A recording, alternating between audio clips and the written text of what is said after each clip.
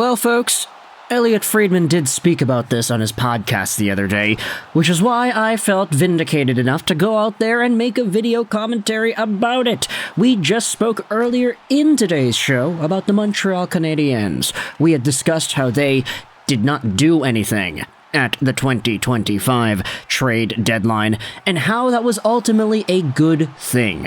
The Habs did not swing for the fences. They didn't get themselves a Brock Nelson or a Trent Frederic or a Mikko Rantanen even, but they didn't sell off their guys either. They're right in the playoff race. This team is a competitive team. You can say they have earned the right to fight for their playoff odds, and trading away the final few months of a Joel Armia or David Savard or Christian Dvorak, that would prohibit the team's ability to do that. So, overall, I think it was a pretty good thing that Kent Hughes stood pat and allowed the Canadiens to build off of their momentum. As much as you would like to say that second and third round picks in this or the next year's drafts are super valuable for this team at the moment. But it turns out that Mikko Rantanen, the top trade target at this year's deadline, may have apparently been on the Montreal Canadiens' radar. And this comes to us and more from Elliotte Friedman on the recent 32 Thoughts podcast. Now, I'm going to leave a link in the description to, firstly, our ExpressVPN affiliate page. It's the first link in the description. Go out there and use that link to save some money on your VPN, get some free months, and support this YouTube channel in the process.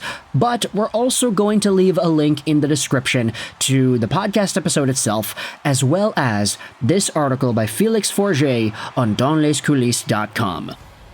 I wouldn't be surprised if the Canadiens tested the waters for Mikko Rantanen.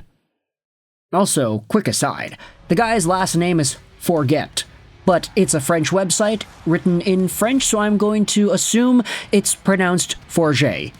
Can somebody in the comments please correct me if I'm wrong there?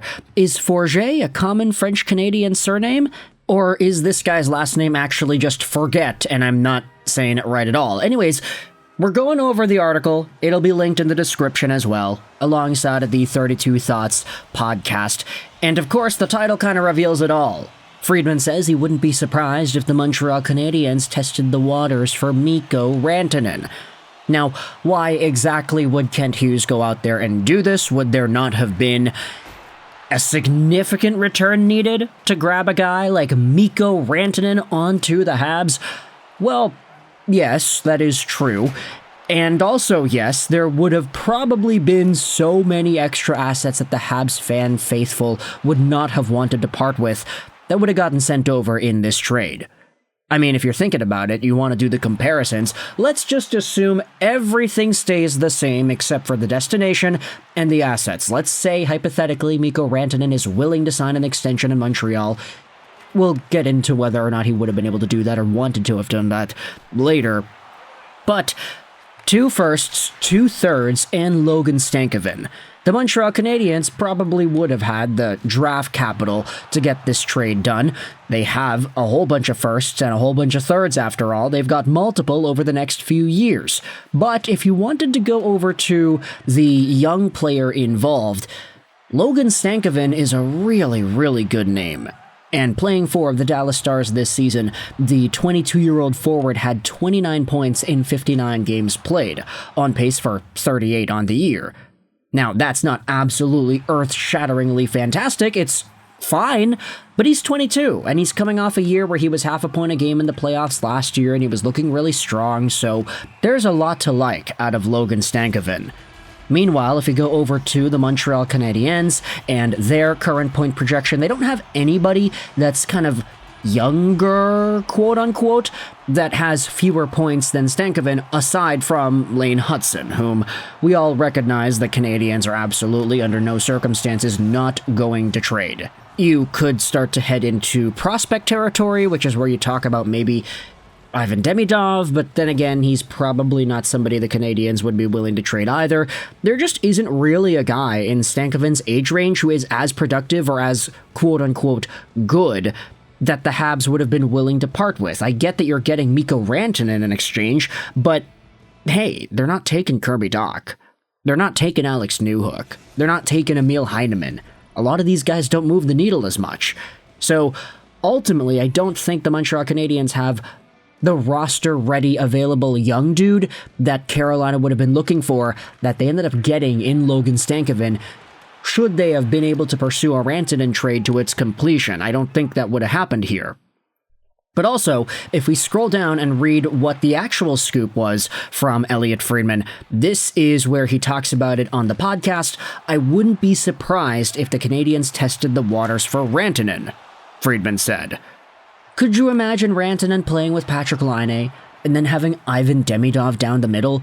I mean, Rantanen can absolutely make some beautiful plays, beautiful passes, and set up snipers on the wing like a Patty Laine. And a guy like Demidov being the facilitating force around that, I mean, if everybody works out and Patrik Laine's playing his best, a top six of Caulfield, Slavkovsky, Suzuki, Laine, Demidov, Rantanen sounds menacing.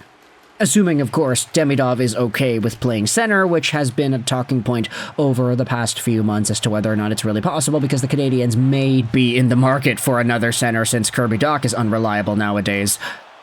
But this is where the article goes out there and says this. Friedman is not convinced the Canadiens formally talked to the Hurricanes about a Rantanen trade, and it's doubtful that the Hurricanes would have wanted to send him to another Eastern team. But he knows that Rantanen avoided some teams that weren't competitive now. And according to Friedman, the Habs are possibly one of those teams. So it's interesting, Friedman's talking about how the Canadiens, they may have dipped their toes and they may have kind of entertained the idea. They tested the waters for Mikko Rantanen, but it doesn't appear from Friedman that the Habs may have made any sort of a formal trade request or a trade proposal to Carolina for that player. And quite frankly, with Rantanen also being in a position to demand where he wants to go and be more inclined to joining playoff teams rather than rebuilding teams, it's very possible from Friedman's perspective that Rantanen may not have wanted to go to Montreal anyway. The article then says this. In fact, a guy like Rantanen would have made sense for the Habs. Getting him this season would have been a nice gift to the group, and at 28, he could be a piece of the team's future with a long-term contract. That said, the Finn wanted a competitive team now, and the Canadiens are really not guaranteed to make the playoffs this year.